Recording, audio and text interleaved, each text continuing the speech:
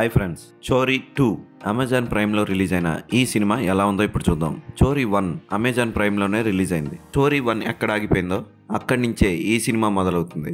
సాక్షి ఎండంటే పడని తన కూతుర్ని కాపాడుకోవడం కోసం స్కూల్కి కూడా పంపించడం మానేస్తుంది. అలాంటి సమయంలోనే సాక్షి కూతుర్ని కిడ్నాప్ చేస్తారు. కిడ్నాప్ చేసింది ఎవరో కాదు, ఆమె వదిలేసిన భర్తే కిడ్నాప్ చేస్తాడు. అసలు వాళ్ళు ఆ అమ్మాయిని ఎందుకు కిడ్నాప్ చేశారు, ఆ పాపతో ఏం చేయబోతున్నారు అన్నది మిగిలిన కథ. ఫస్ట్ పార్ట్ ఆడపిల్లలంటే పడని ఓ కుటుంబంలోకి హీరోయిన్ వెళ్తుంది. అప్పటికే హీరోయిన్ భర్త చాలా పెళ్లిళ్ళు చేసుకొని అమ్మాయిలు పుట్టారని ఆ పిల్లల్ని భార్యల్ని చంపేస్తూ ఉంటారు. ఆ కుటుంబంలో మామగారిని అత్తగారిని హత్య చేసి భర్తను కూడా హత్య చేసి పారిపోయిన సాక్షి ఈ సెకండ్ పార్ట్లో తన కూతుర్ని కాపాడుకోవడం కోసం ఏం చేసింది అన్నదే మిగిలిన కథ. సినిమా పరంగా చూస్తే ఫస్ట్ పార్ట్ ఇచ్చినంత థ్రిల్ కానీ జలక్ కానీ ఈ సినిమాలో ఉండదు. కొంచెం సాగతీసినట్లు బోర్ కొట్టించినట్లు అనిపిస్తుంది సినిమా.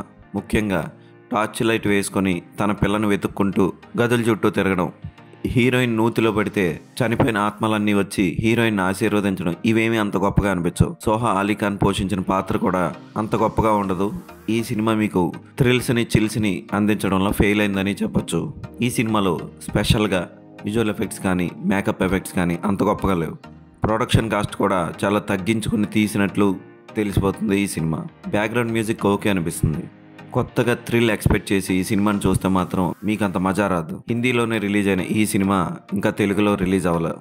నుస్రత్ భరూచా సాక్షి పాత్రలో ఓకే అనిపిస్తుంది. ఆమె కూతురు ఇషాని పాత్ర పోషించిన హార్దిక శర్మ బాగానే పోషించింది ఆ పాత్రని. పెద్దగా ఎక్స్పెక్టేషన్స్ పెట్టుకోకుండా ఏదో ఒక సినిమా చూడాలి అనుకుంటే ఈ సినిమా చూడండి, ఓకే అనిపిస్తుంది. ఈ సినిమాకి నేను ఇచ్చే రేటింగ్ 2/5.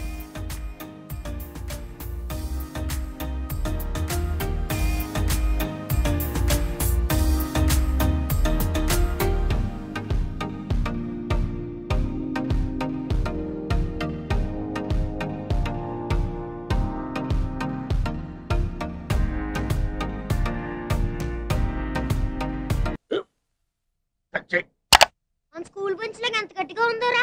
కొట్రా, కొట్టు, పర్లేదు, కొట్టు. అబ్బా చైన్ పెట్టేసింది బాబాయ్. నీకు ఏంటి నువ్వు కొడతావా? కమా బిట్ మీ యార్. వద్దు బాబాయ్. వాణ్ణి నేను కొట్టడం లేదమ్మా, వాణ్ణే నన్ను కొట్టమంటున్నాను. నువ్వేం కంగారు పడక్కర్లేదు. అడుగుతావేంటి?